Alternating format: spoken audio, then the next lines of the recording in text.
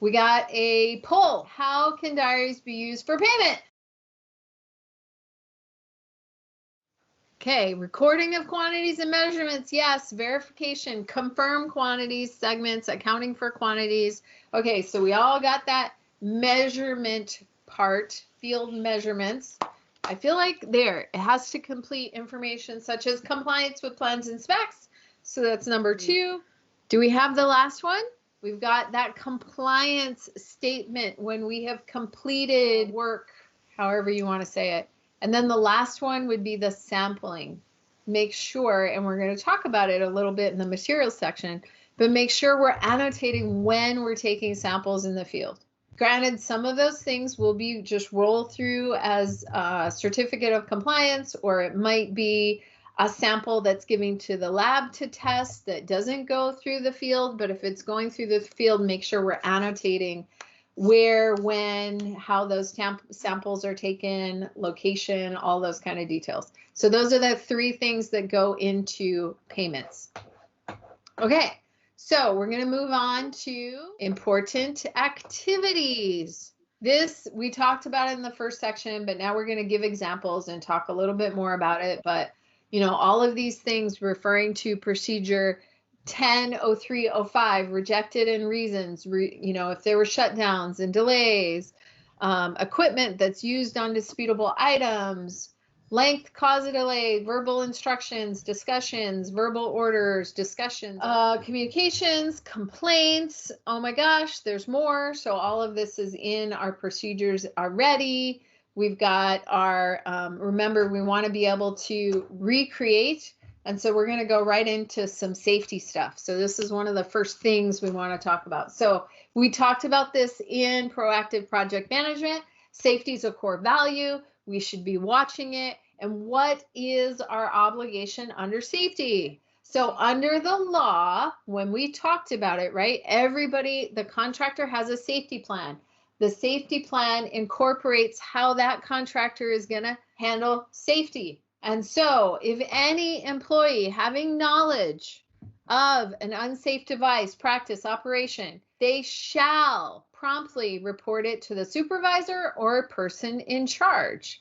And so I know we take this from 9/11 a little bit, but when you see something, say something. You know, that's the main message. When you see something, say something. And this goes to conversations. So annotating important conversations in the field. So if you see something, your obligation is to say something. So saying something is a conversation that happened in the field, and you're going to say, hey, Mr. Superintendent, I noticed this is going on. You have to take care of this because it's an unsafe condition. The person in charge, what are they going to do? Bottom line, take immediate steps to correct the unsafe condition. So you might be annotating the conversation. You might annotate what happened. But the 2 things we want you to do is tell that person, annotate this conversation in your diary. You should also tell your supervisor. Goes back to that communication. We don't want it to just be in the diary. If it's an unsafe condition, let's make sure we've texted, we've chatted, we've called, we've emailed. We let our supervisor know, hey, this happened last night. So in those 2 instances, you've reported it to the person in charge, which is the contractor, and you've reported it to your supervisor just so they know that an unsafe condition happened. There is more that might happen. There may be a deficiency annotated in the deficiency module. You know, it might come up at the meeting. You know, all of these things can happen. But at a minimum, when we see these unsafe conditions, we want to say something. And we're going to say something in your diary. That's your documented communication tool. So here's an example. Important to note spacings. Items were set, signs missing, present, not there, all that kind of stuff. So let's see what happens on this example. And I want you to think about, I don't know, you know, some of you guys have been around for a while. People have lost lives on site. I know one of our Dillingham projects, it was a traffic signal, wasn't due to our work, but very easily could have been a pedestrian at a traffic signal. They didn't pay attention for whatever reason. Older, make, done. Got hit by a car, flew into the intersection. So one of the first things the lawyers did was asked about our traffic control. and our pedestrian access, our pedestrian route, things like that. I like to see, and this is my personal thing, but I like to see the sign spacings. I like to see if that was in conformance with the approved traffic control plan. So even if there was an approved traffic control plan, you might have said this was, you know, all the traffic control was set in accordance with blah, blah, blah, traffic control plan, approved traffic control plan C. I like to see the sign spacings. I know on one of our other projects, this 10-foot spacing, the contractor had put out signs that were 40 foot because that's what it showed in the traffic control plan. But if you read the notes, it said in area of the work, it should be 10 foot. They didn't put it at 10 foot. Somebody drove right into the traffic and ended up in an excavation. I think on another project, drunk driver came in, ran over, they were shedding rebar, thank goodness didn't hit anybody. Drunk driver came into the site, ran over all of the rebar. So these things happen. You're on the road, there's cars. So I always think of traffic control as one of those items. And again, you know, making sure it's in conformance. Here's another one. And let's go back to our polls based on what we just said, right?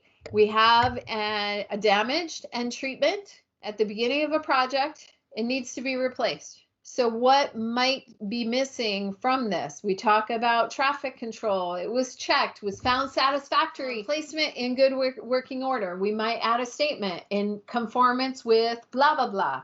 Traffic signal sign was checked at 7:30 and was found satisfactory. I think another person had commented in one of our previous classes that maybe that's an opinion. And so maybe we want to say in conformance with sheet number blah, blah, blah, or previously approved traffic control plan number blah, blah, blah. That's more factual than satisfactory. So I think as we go through these modules, we'll get, you know, we'll have that kind of standard language. What's missing from this statement based on what we just talked about? Safety. If you see something, you... Okay, so excellent question, Delta. The contractor is responsible to place the items. It is our responsible as inspectors, not observers, as inspectors. Here is a traffic control plan they should be placing in conformance with.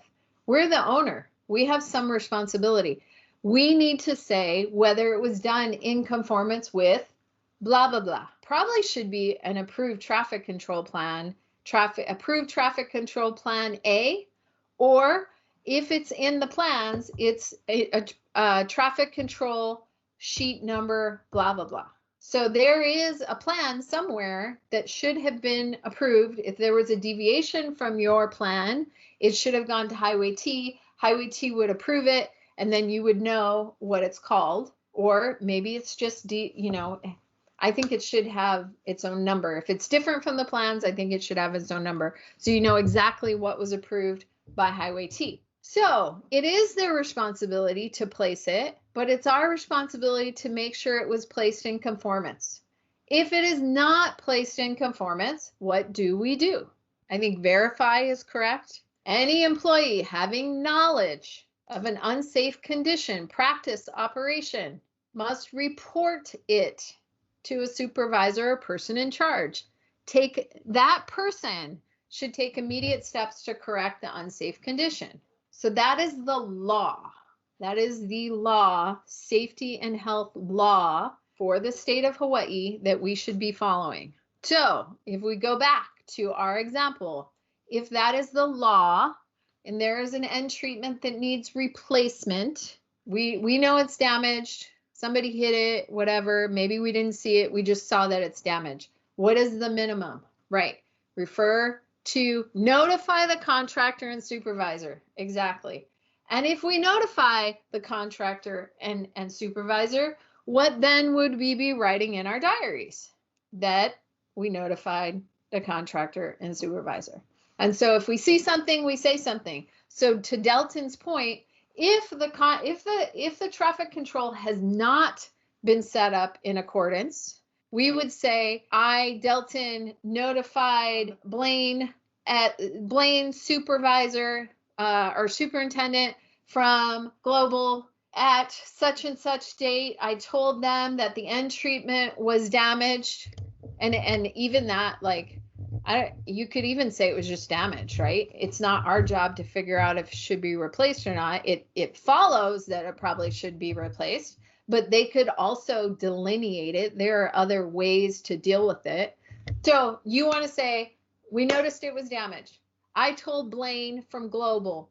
He didn't do anything. Or it was damaged. I told Blaine from Global. He immediately added type 2 delineators, type 1 delineators, cones, because maybe they can't fix it, but adding delineation is one way of addressing the situation. So we might want to say what they did. Or if they didn't do anything, we might want to say, and Blaine didn't do anything. Whatever happened. Then super A+ diary might be, I also alerted Art to the condition with the end treatment by email, by text, by phone, whatever. So we're at least, we see something, we say something. And again, you know, the need to be replaced, there may be other ways to address that.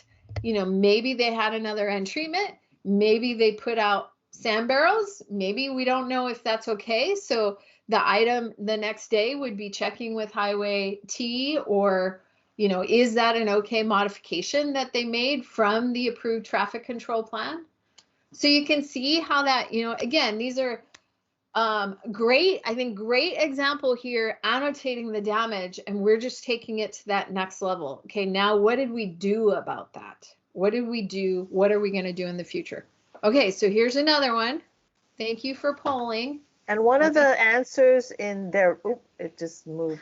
One of the answers was talking about annotating when they when they observe the condition. Yes. So that's good in case any kind of accident occurs, and at least, you know, we can document when you started to take these actions to notify people, when we were aware of the situation. And this, I mean, this is one of those examples as well, but I'll say, you know, in the instance where the elderly woman got hit by a car, passed away, first thing, I mean, the first thing we did was check the traffic control, took pictures of everything to make sure we were in compliance. The first thing they did, the lawyers were asking for all of that. And so, of course, there's going to be an after action, but we want to be doing that before anything happens, right? And so if we're annotating, even if you're noting signs weren't placed in conformance with notified them, they didn't do anything. I've had that happen. Going to Delton's point, it's not our responsibility to go change the situation. It's our responsibility to tell the contractor that the situation is not in compliance, or verify that it is in compliance. That's our responsibility. And then we notify them, especially in the case of a safety issue, that it's not in compliance. Go further, you would notify them, hey, your compaction's not meeting. We don't direct them as to what happened, but we notify them and we write it down in our documents. So here's one. So this is another, and you know, the traffic control ones just seem to be the easiest. I'm sure there are other things. I know when we were on, I feel like it was Maui, might have been Kauai, when we were doing things in person, there were a lot of questions. They're like, basically our contractor, they don't wear hard hats. They do all these unsafe things, you know, so at a minimum, we have to document that. And if it continues to be a problem, you know, we're working on a deficiency module or a deficiency log, elevating those issues in accordance with our dispute resolution. You know, we don't want to just do nothing. And we'll talk about that at the very end. We don't shut them down. Yeah. Delton, depends on the egregiousness of the offense. But if it is egregious, yes, you might shut them down. I'm going to let you work that out with your project engineers.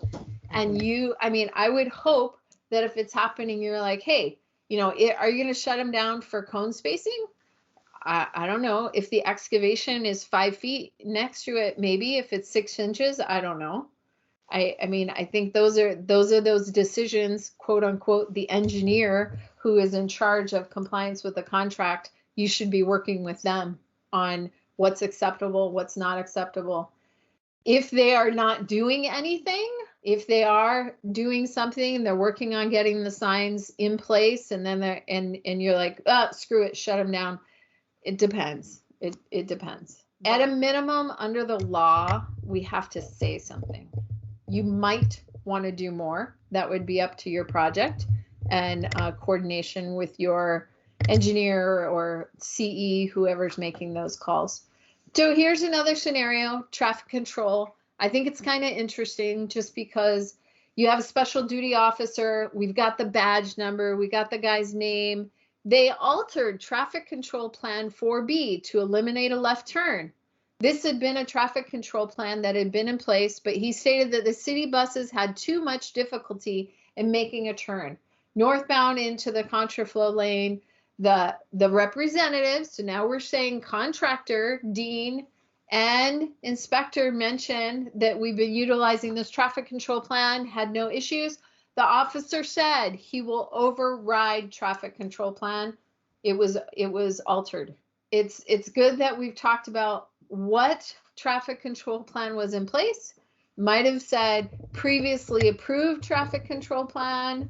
It goes back to everybody has their details. It's easier to look at things when you go backwards than it is, but I like to know whether plans are approved or not. And then the fact that the officer, again, we have his name and badge number, so if anything happened, we would know that HPD, that's where the lawyers would come in and say whether the off-duty officer has the right to do those things. I don't know, but at least we've annotated what happened and the discussions that occurred between the contractor and the officer.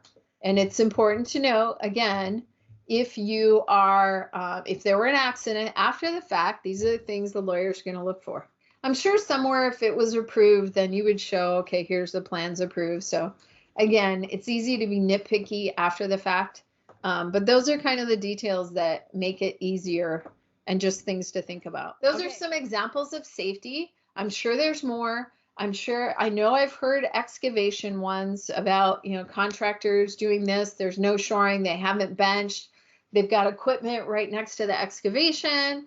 They would need, I don't know what it was. I think a geologist or something that has to identify the soil type. So all these things happen. The point of the safety is if you see something, you say something and you let people know, and let's document the conversation that's occurred in the field so we know whether they made corrections, what were the corrections. If they didn't make corrections, then you tell somebody they didn't make corrections. And we have an example at the very end that we're going to talk about. So now we're talking about delays. Shifting into eyewitness accounts, we're at delays. So really good contractor shutdown operation due to aggregate shortage from the quarry. So now we know why it shut down. We also know it's the contractor's problem. At the bottom, we've got rain that occurred at 9:30. It caused a delay in curing the concrete. Second half of the pour, which was originally scheduled, was canceled due to weather. So then that might be questionable depending on the contract type. Calendar day might not happen. Is this an act of God? I don't know. But those are the things that we have to, when we do a time impact analysis, understand who's responsible for the delay and what happened. So here's some more eyewitness accounts. And I will say when you start to get into late removal of cones and the contractor being on the road, then you're going to get into liquidated damages or lane usage costs. So it's really important to try to annotate what is happening and why it's happening. So here, contractor was late, there was light rain, there was a plant delay, the paving took longer to cure than usual. We left the traffic control in place until all the cuts could be made. The second one, contractor late in getting the traffic control device removed.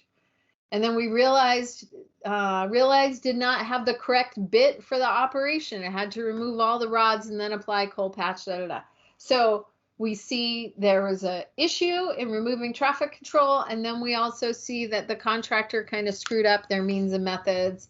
And I like this when you annotate what actually happened with the traffic. Now that may have to do with an opinion. I don't know. but I like it just because then I know whether there were major backups and are people going to start calling me and yelling about what we did or not. Of course, you would want to call somebody with that too, especially with the late pickups, and you might annotate that as well. So these are just a couple of examples on delays. Again, we didn't have a whole lot of access to all the diaries, so we just wanted to pull some examples. Okay, so now we're going to go into weather. So again, the importance of this is whether those days are workable.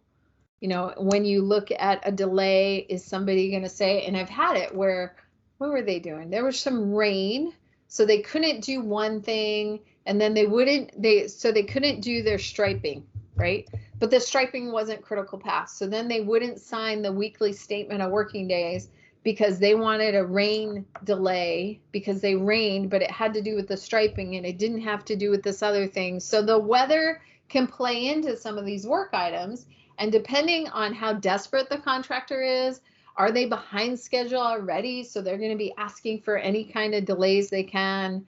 You know, we have to annotate the conditions so we can deal with if it's appropriate or not to give them the delays. So over here, it's clear Kia was excavating. It was a workable day. Rain gauge was checked. So we do a lot of the rain gauge checking, right, for rain. So annotating that is good. Again, we've got a sunny day, workable. Our understanding from HEADLIGHT is a lot of these things will already be in the system. I'm not quite sure how that works, but it will. So it'll see where you are, and then it can tell you what the weather conditions are, and that'll be part of your diary. So hopefully part of the innovation that makes your job easier, because I'm going to say not everything, it's going to be different as you do it. So ideally, it's already coming out of the system, one less input you have to make. And here's some examples. Again, I think the direction is that HEADLIGHT will be how you're annotating in the diaries, and this is the information that it gives you. And Alan can say whether this is automatic or not, but part of it is, I think the description part is what you would input. And so, like I said, when we do that diary writing module, we'll be able to play with the system and kind of show you some of the functionality that's there. But this is what it looks like. Anything to add on all of that? So sometimes it rains the day before, and then the next day everything's in a real muddy condition. So that would be a remark that you want to include when it's a bright sunny day, but you know, the site's a mess. So just you know, weather as it's happening is going to have that impact, but just, you know, also consider the rain that was or weather that occurred just prior to the next workday could have that effect, and you want to record those kind of conditions. So we're moving into differing site condition. So we're back to poll everywhere. One of the things we want to have consistency in what this interpretation is. So differing site condition is something not on the plans. A condition was visible, but the designer missed it. Or is it unknown, concealed, was unknown, the condition was unknown, concealed, and differs from what might be expected to be present and was not on the plans. Which one is differing site condition?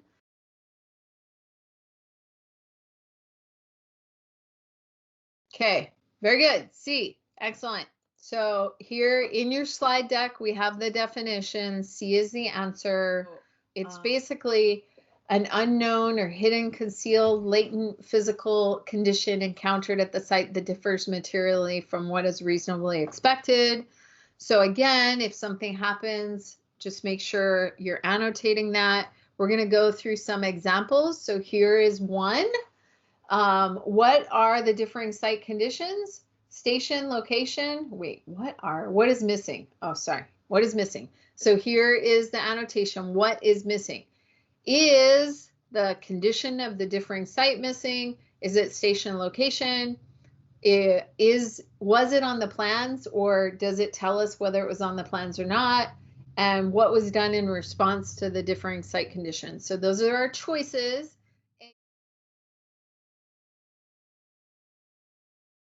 Okay, so we've got D. So we had several questions as to which one. This is what we had. So what was missing from the citation is utility plans did not show any lines in that section. And then it talked about due to differing site condition, additional work was tracked by force account. So it talked about an unknown concrete jacket, talked about it being encountered.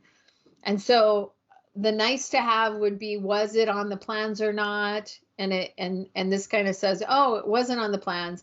And more importantly, it did talk about how it was addressed. We started tracking the additional work by force account, and then those force account sheets were attached. Differing site condition. Let's go into calendar day, working day.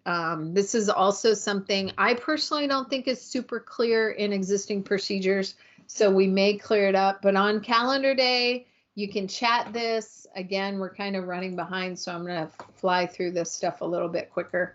Calendar day versus working day. From our understanding, all days have diaries except for state holidays. What we heard is that people were even doing, some people were doing weekends, but for a working day contract, I think there's an annotation that says every day the inspector is assigned to the project.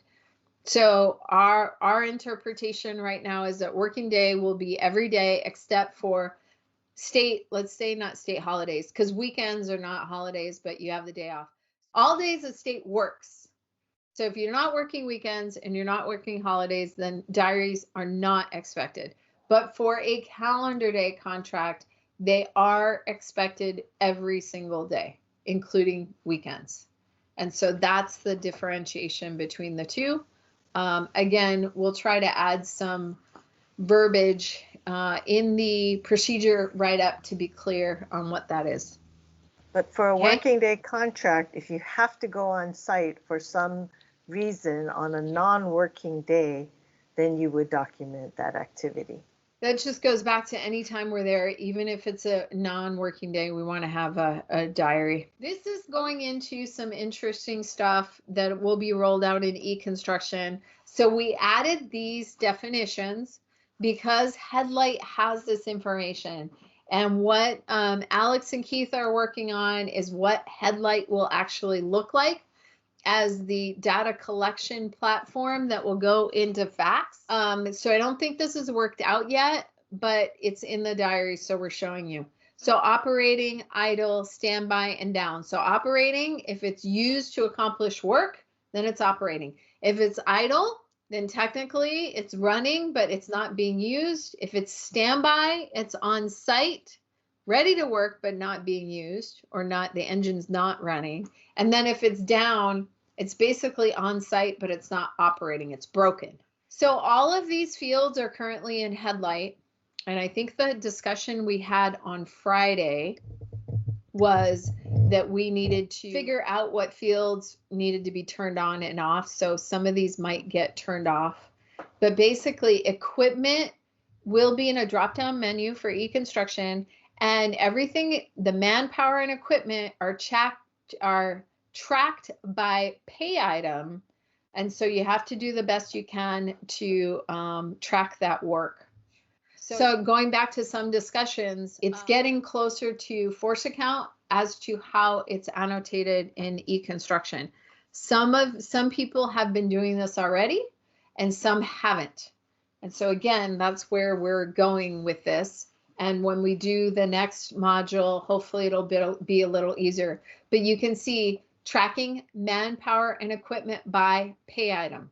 And so here we have the contractor's equipment. See how HEADLIGHT has all these fields right now? So you're going to be putting in operating or down, whatever it is, and then total hours. We'll get more information to you. We'll talk more about how it should be in there. But the personnel, same thing. You're going to have it by hours, by pay item. So some people have been doing that already in the CPMS. Sorry, too many platforms.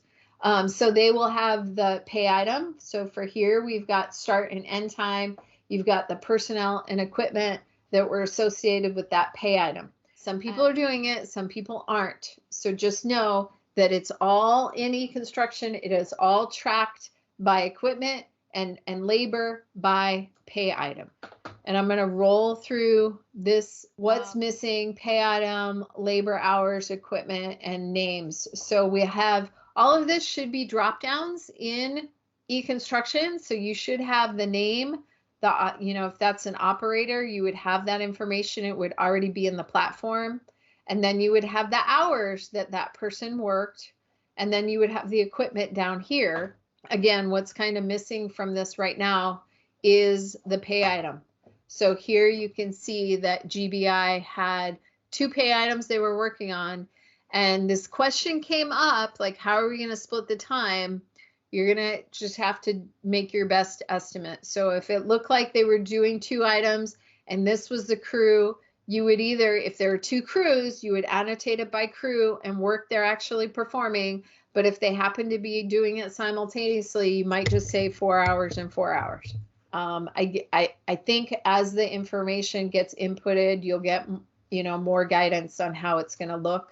But again, over here, we had Paul's electric crew. They were working on 1 pay item, so it made it pretty easy. And then for traffic control, 1 pay item, so that one's pretty easy. I think when they're working on multiple things, that's the one that it's going to get a little complex as to how that's annotated. So going back to the diaries, I think we talked about conversations. So here is where in the procedures it's talking about instructions given, name and title of the person. What were the instructions? Again, if we're talking about safety, you're talking to the superintendent. Here's the name of the person. This is what we were telling them, that there was an unsafe condition, and they may have responded or not.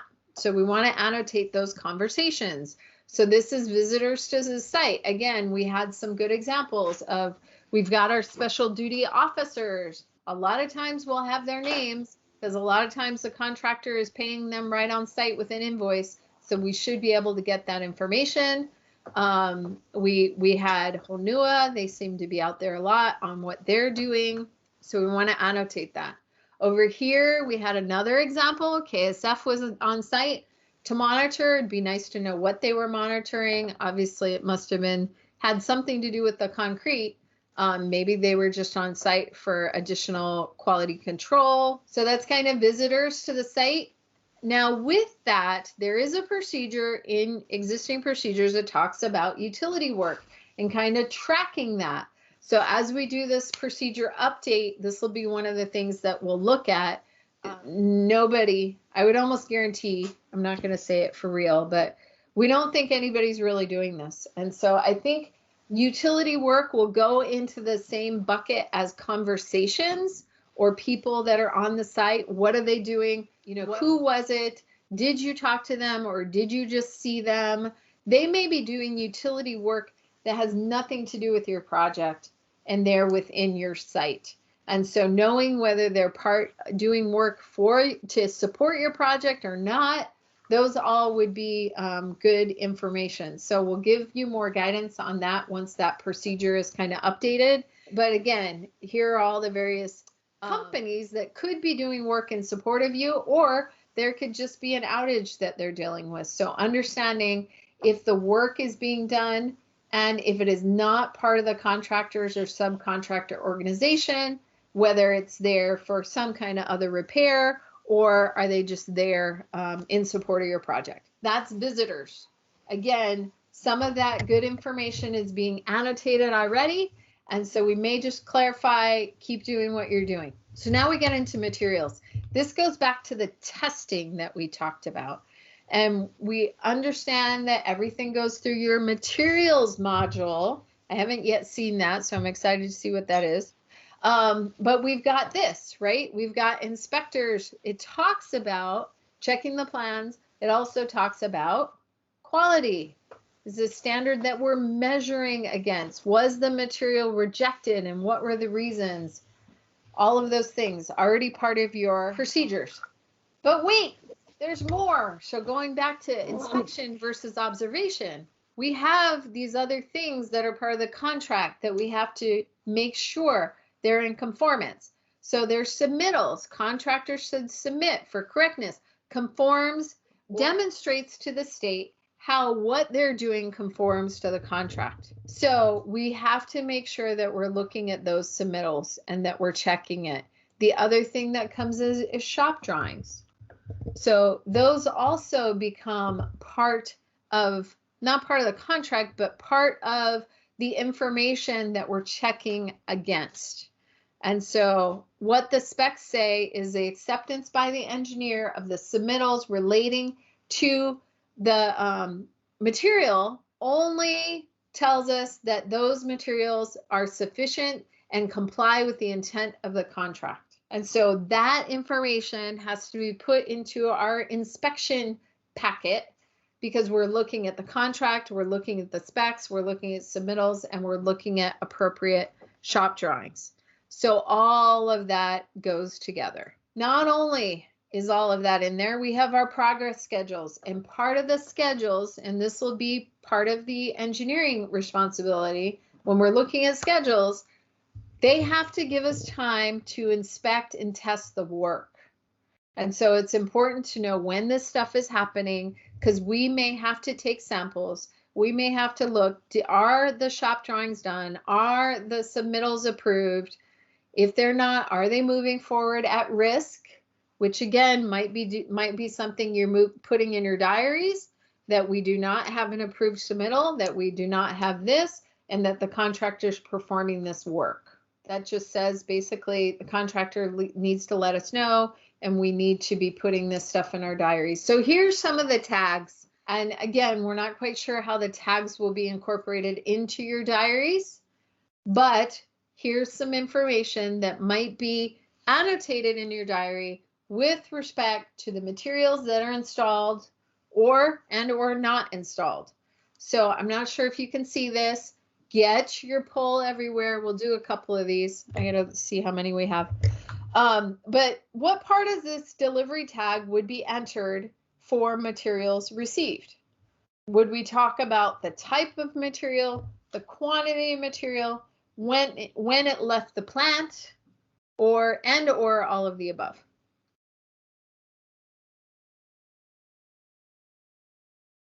Oh my gosh, everybody said all of the above. Very good. So again, we've got the tags. We want to make sure we're annotating that and describing what happened in our diaries. So this is another one. Did this compaction test fail? I think we showed an example before, right? Where we had a number, and then it said basically 92 should have been 92. You know, that the follow-on statement would be this compaction test failed. You might even say what happened based on that failure. Did they keep going? Did they compact more? You know, maybe they compacted more and you didn't have time to do another test. I don't know. Okay, so all of those little statements can just add more information to the diaries. So like I said, we're kind of going into this mode with the information that's being gathered by pay item for time and materials with our samples. We're going into a mode of kind of the force account information. The only thing missing might be, you know, co-signatures on the information. But we're talking about manpower, equipment, materials. We're talking about quantities and measurements.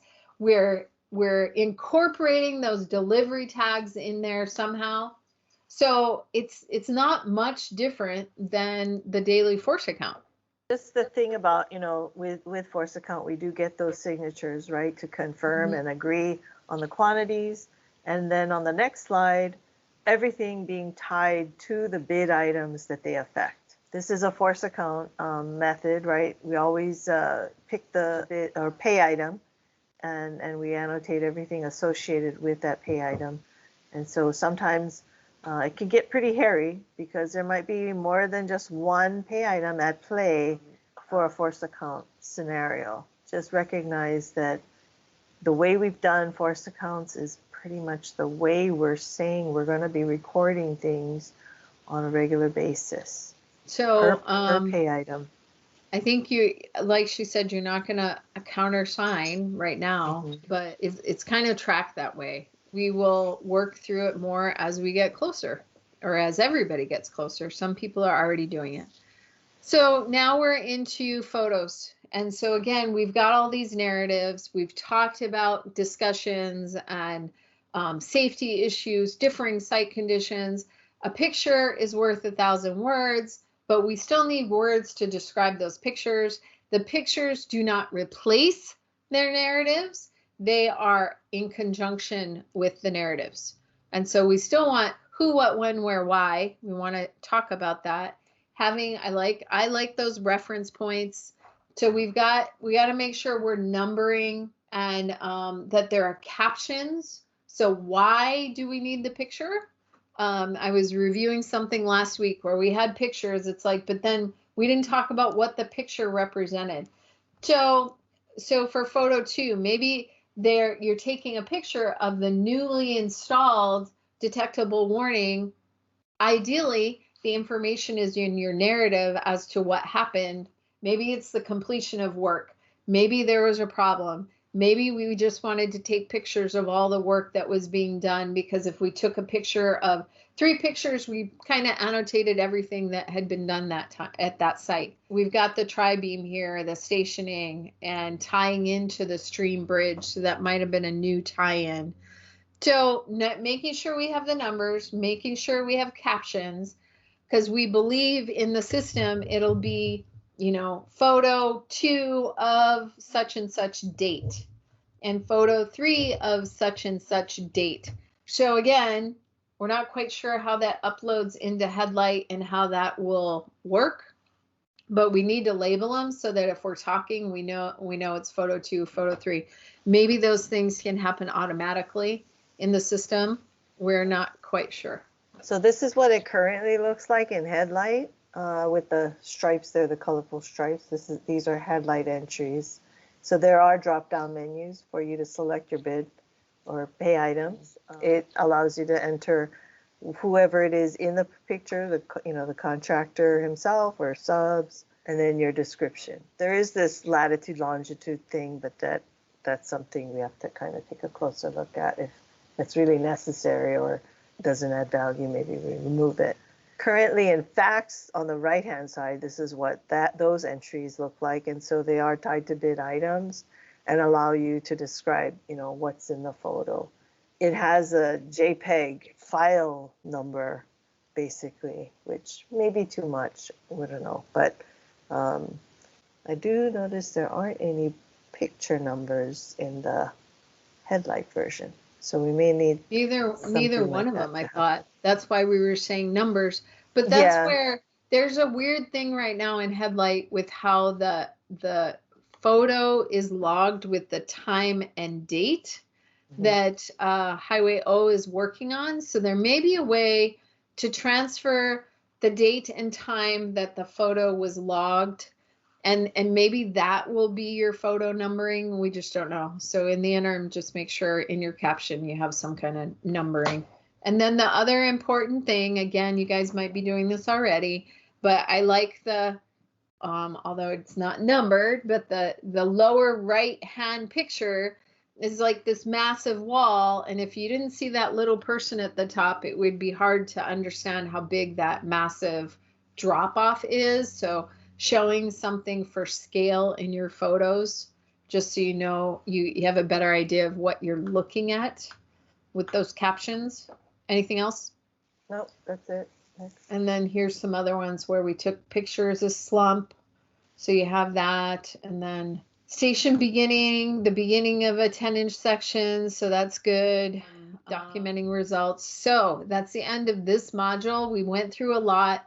We focused on payment and then all of those other important activities, which include safety, delay, weather, differing site, what days you're doing the diaries, the manpower and equipment that's going to be annotated by pay item, which again is new to some people, visitors, those discussions, direction, materials, did I say safety, safety, safety, safety, and making sure the photos that you're taking have some contents with a caption, and it will be logged again by pay item and some kind of identifier. Ideally, like Art says, one entry. We don't have to say photo 1. It'll be time stamped and logged.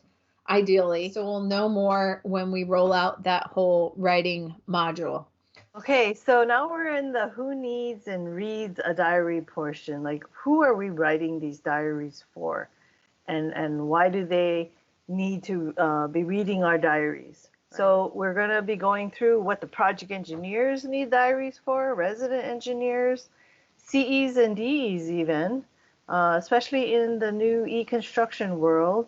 We're hoping that we build some decent dashboards where they can see the information and maybe even need to read diaries to see what some of the data might be reflecting. And then, of course, that Tom Cruise scenario where when things go wrong, lawyers, right, both our side and the contractor's side.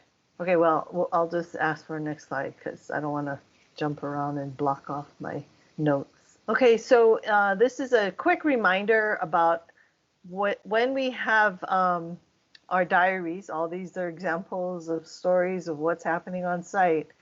They should describe things that we're expecting to see per the schedule of the contract, the submitted TSLD, or basically it's like the CPM, the time scaled logic diagram. So if we know the schedule and we've been given the schedule and we read the diaries, we should sort of see a relationship, right, between what we're reading about and what's on the schedule. Otherwise, there's a disconnect that then we need to go and deal with the contractor.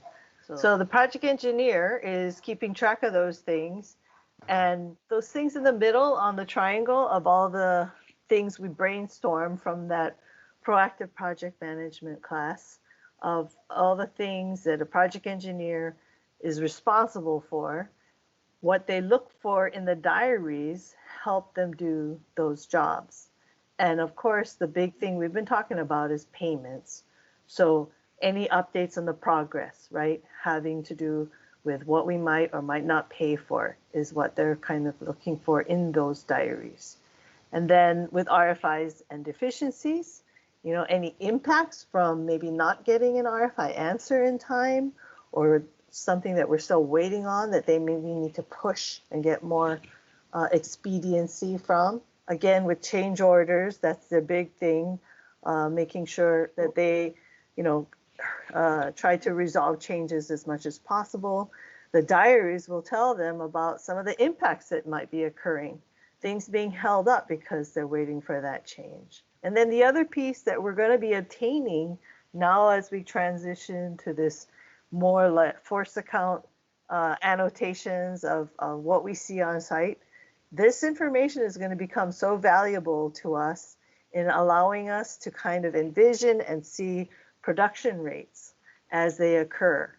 And if we have change orders that affects the similar type work, we can quickly grab that information and come up with estimates that hopefully are better, more accurate, and get us to resolution with the contractor sooner than later. And likewise for our resident engineers and our CEs and DEs, they're bigger picture people.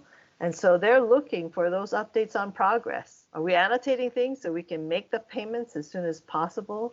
This kind of feeds that pipeline explanation that they're going to have to justify if we're falling behind, or if, you know, hopefully we're staying on schedule is what they're hoping to see, right?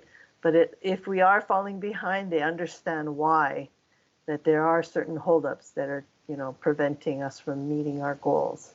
And then, of course, any public impacts, any kind of complaints that we might get from the public, they want to be searching the diaries for that kind of information if they recognize that something could be happening that they need to know about. But at least they get that validation of the quality. They see that occurring if you're recording it in your diaries. They see the photos, so they kind of have a visual of where that project is going, and approximate dates as they kind of scroll through, or even spot check some of the diaries in the future in construction. Maybe they might do a search for impact information so they understand that more clearly as they're reviewing change orders, to be able to agree or disagree with, you know, whatever the contents are in that change order. As they look closer at certain maybe critical cost items, they will at least have a sense of what was going on with the conditions on site if they're able to take a look at these diaries and use them to give them that assurance that what we're agreeing to is what makes sense. So here's some examples that we found of a diary that's recording impacts to the public, right? Or interference by others. So in this case, it's both, right? The gas company, others are in our traffic control, and they've modified some stuff, and they are going to come back and hit us again, it looks like. So this gives a project engineer or resident engineer who's talking about this with their inspector, the details of what's going on. And I said talking to their inspector already. They're not just waiting to the next day to read this report, because hopefully this inspector has given them a call, because this could be a really big public outcry, right? Traffic was backed up through this area for most of the day, is what it's saying. And they did have a special duty officer out there to do the traffic control. All right, so how can diaries be used as eyewitness evidence? We want to think about what all these things are. So Maliko's got the poll. Maybe he can just shout out what it is. We have represents a statement from an eyewitness. Statement, eyewitness. I think the other thing with this, let me see if I can go back.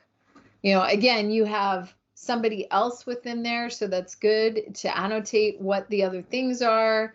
You've got HPD officer, so another visitor to the site controlling and doing work, but really there are people here that are disrupting traffic. And what's kind of interesting is it's happening from April 22nd to April 26th. So why don't we go into the discussion, Alan? So this is what our lawyers want. They want us to be expert witnesses for our case, right? They want us to know everything. So how can we do that? How can we be that expert witness? And again, like we said early on, our diaries are like love letters to our future selves. And so on the next few slides, we can see how we kind of left all these tidbits for us in the future. In this scenario where the contractor was using the wrong material or an unapproved material, we left ourselves a bunch of notes to say, what it was, when they did it, where they did it, to pictures of this material to also trigger our memories of what that was and how they did it. This, visual stuff, right? A picture's worth 1,000 words, and it'll remind you. Some of us are very visual people, and then all these details will come back to us. So we don't want to be like this, which is what the contractor side wants, right? We don't want to just not know what it was. If we had our diary that showed all that information, we would have that recall. We wrote things down. So we don't have to be in these scenarios where we just cannot remember anything. And hopefully we haven't contradicted ourselves in the diaries, but lawyers will find that way. So here's a scenario based on that diary we just took a look at, with a gas company coming in within our lane closure. They moved cones around, and then they messed up traffic because they only left one lane open. Okay, and traffic was backed up for most of that day. And so the diary was written on 4/17, okay? And this comment was actually just copied over and repeated on 4/18 and 4/19. We don't know if anybody was notified from this diary. And then we know, though, that these guys were going to be coming back on 4/22 and 4/26. And so what the first paragraph that's bulleted here shows that an accident occurred on 4/25. And I guess who's on the stand? That's all I want to know. Oh, so in this scenario, we are going to all be the contractor's lawyers, and Art is the diary writer. Ooh, Art's on the stand? So this is Art's diary.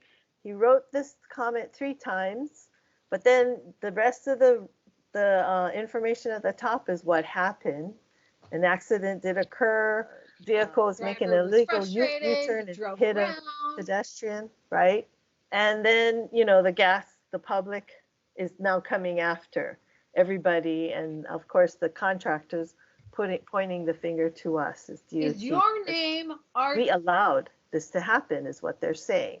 All right. So where's Art? Is he ready? Delton, yeah. this is your chance. Ask all those questions you were asking. And the project was shut down the next day, so they definitely, did a stand down. But here's the thing, the contractor had requested non-working days from 4/22 to 4/26 due to these difficulties they experienced the week prior, but they were denied. If you're the lawyer for the contractor, what kind of questions are you going to be asking the diary writer? And that's Art right now. So Art, you're on the witness stand.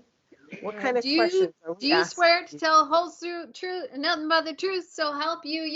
You can't So anybody have a question for this witness? You can't handle the truth, son. So he wrote this note 3 times in his diaries, 3 days in a row. Why you allowed the gas company to move the cones? Yeah. Art, you were on site. Why did you allow that to happen?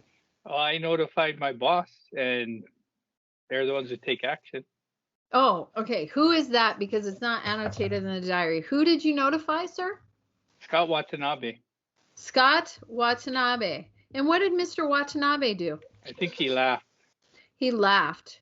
I don't believe that's taking immediate action to rectify the safety condition that obviously was not safe. When we went through your project records, we couldn't find a traffic control plan that reflected what actually was on site. Can you explain why that wasn't rectified? Yeah, because is it not part of the law to rectify safety situations? I followed my due diligence and I notified my supervisor.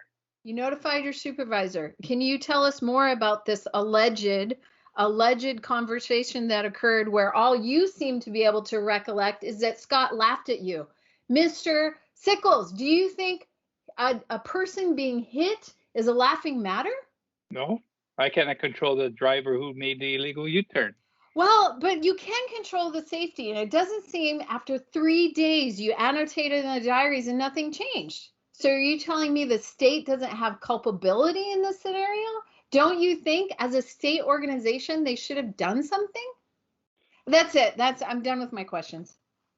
As you can see, jury, the state doesn't know what they're talking about. Do you guys have any questions for our witness? Can I go now?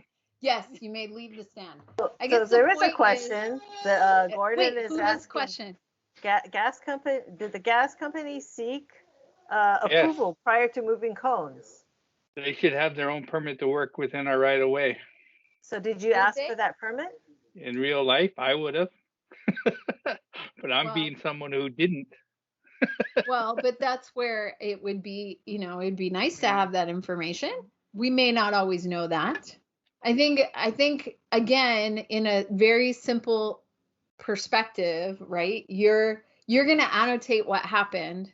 I think what's a little troubling is if there are backups. Again, you don't know if there's going to be an accident, but we continued to let it happen and we didn't annotate what we did about it. And so again, you see something, say something. Thank you. Round of applause for Art because I'm pushing this along. Yay, Art. If I can remind that, you might want to mention that our inaction can be taken as acceptance, right? That's pushing this point home. Right. Yeah. And then we had some comments in there about the gas company seeking prior approval, and that's true. And then if they didn't have approval, we would want to annotate it. We would want to say we notified the gas company that they didn't have that. We asked for their permit. They didn't have a copy on site. I believe they're supposed to have a copy with them. There's all this other information that might have been good. The hard part always is we don't know if something like this could happen. There could be very frustrated people that turn around and hit a pedestrian and maybe that person dies. Stuff like that, we just never know. So we want to do our due diligence in a very simple perspective. If we see something, say something. Let's make sure we're annotating what those conversations are, what we did about the situation. Going back to Delton's point, we may pull it. If they don't have a permit, you might call your PE, they may call the district and say, get them off the road. All these things could happen. But from this particular one, that note carried through the diary and you didn't see anything that happened. So a lot of other things could have been happening. We want to make sure that communication's occurring and that the inspector knows what they should be doing and enforcing on their side. So we're kind of rushing the example. Yeah. I think we and had there is some a other comment about, did the company, the contractor, keep working, or why did they keep working? Couldn't they leave for their own safety and reclaim working days? And so, you know, they had requested that in this scenario, but they were denied. So in denying them, we kind of forced them to keep working. Well, at the same time, we're assuming that the gas company, I think, is doing work in support of our project. So that's also not clear to me. Are they there for another reason, or are they there accomplishing a relocation or a tie-in or something that's part of our project? Because then that would be on the contractor, because they are responsible for utility coordination. So, you know, maybe not all of that backstory is there, but hopefully through a little fun example, again, round of applause for our volunteer, that you can see how years later it might be difficult to remember what these things were. But if you annotated, I called Scott, I alerted him of the situation. He then sent an email or whatever might have happened. Just having that, I like to call it breadcrumbs. So from here, it takes the person to here, and maybe there's a correspondence or an email trail that has it, and then it takes the reader to somewhere else. So since we're over right now, we're wrapping up. And this section was just about who needs to read those diaries. And I'm trying to get back to here. So we talked a little bit about the entire team. So again, this is a team effort. We have the field presence. Most usually the primary presence is the inspector, but we have surveyors that are out there. We, our project engineers, our resident engineers, all those guys are out there. So we need to make sure we're annotating those diaries when we're out there. What happened? Why were we there? What did we see? What did we not see? What conversations happened? A whole slew of important activities, and really all those 3 items that go with progress payments. And then just keeping in mind that the contractor can request information through the Freedom of Information Act. So that's another little nuance. But everybody reads the diary. Everybody needs the diary. So here's the wrap up. Key part of the team, document, document, document. That we're justifying payment. We're providing that eyewitness account. We have a slew of activities. We're inspection, not observation, where we're looking for a FAR. Inspection requires all of that homework to be done. And I like to stress, it is not just the inspector's responsibility to gather that information. Work with your team to make sure you understand what needs to be recorded, what needs to be going on. I'm all, you know, well, not for every project in the state, but when we're on projects, I like to say, call me anytime. If I'm sleeping, I might not answer, but I will get back to you. So key communication going from the field to wherever we are. And all of these people are reading the diaries. And at some point, when we have dashboards in our e-construction platform, it literally will be a lot of people kind of summarizing and monitoring this. So that with paper going away, there's more transparency. And I could envision having these dashboards, depending on your role in the organization, to kind of keep tabs on where things are at. And of course, we have the lawyers that can get those diaries. If anything happens, God forbid, we don't want that to happen, but our documentation is a little note to ourselves so that we can remember all the pertinent information that we might need to.